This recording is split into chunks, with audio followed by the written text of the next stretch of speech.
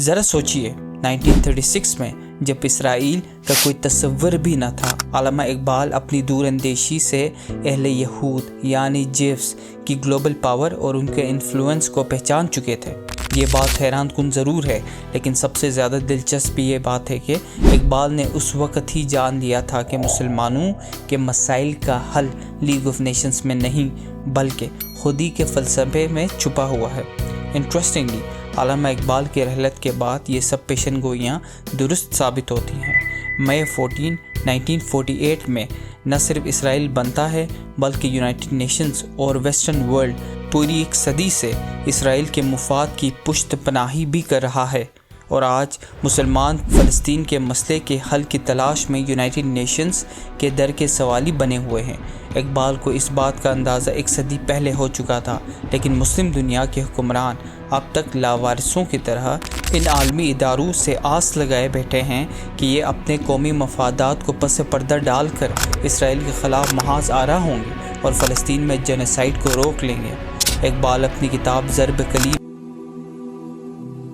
ضرب کلیم یعنی اعلان جنگ دور حاضر کے خلاف میں کچھ اشعار یوں پڑھتے ہیں: زمانہ اب بھی نہیں جس کی سوچ سے فارغ، میں جانتا ہوں وہ آتش تیرے وجود میں ہے، تیری دوا نہ جنیوا میں ہے نہ لندن میں، فرنگ کی رگ جاں پنجہ یہود میں ہے، سنا ہے میں نے غلامی سے امتوں کی نجات، خودی کی پرورش و لذت نمود میں ہے۔ اگر سوچا جائے تو کتنی ذلت آمیز مقام پر اہل مسلم آ کھڑے ہیں، جہاں آس بھی یا امید بھی لگائی جا رہی ہے وہ مغرب کے اقوام سے یا یونائٹڈ نیشن سے۔ علامہ اقبال اپنی کتاب پیام مشرق میں لیگ آف نیشنز کے متعلق کچھ یوں اظہار خیال کرتے ہیں جو آج کے دور میں بھی بالکل پرفیکٹ بیٹھتی ہے: برفتد تا روی شیر ازم در این بزمی کهن، دردمندان جهان طرحی نو انداخته‌اند،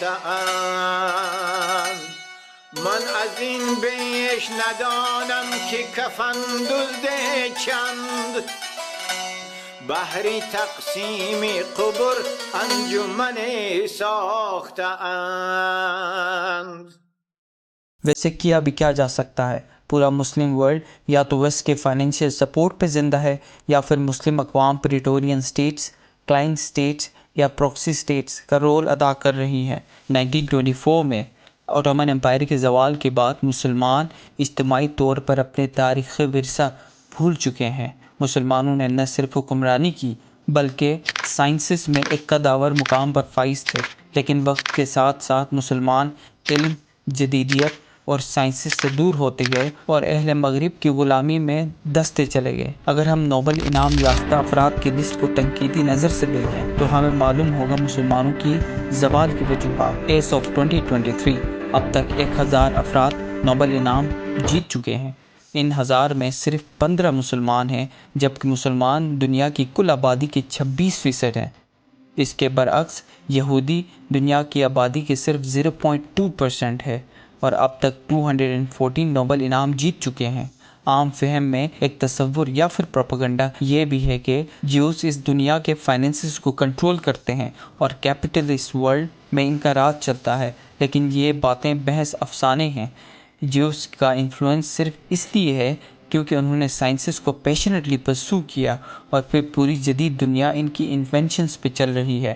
American political scientist John Mearsheimer اپنی کتاب the Israel lobby and US foreign policy میں یہی بات لکھتے ہیں کہ امریکن گورنمنٹ میں جیوز کی بات اس لیے سنی جاتی ہے کیونکہ وہ بہت بڑے فائنینسرز ہیں۔ اگر مسلمان پھر سے اپنی کھوئی ہوئی مقام پانا چاہتے ہیں تو انہیں سائنسز کی طرف پھر سے لوٹنا پڑے گا۔ Thank you so much, and if you like this video, please like, comment and share. Until next time, فی امان اللہ۔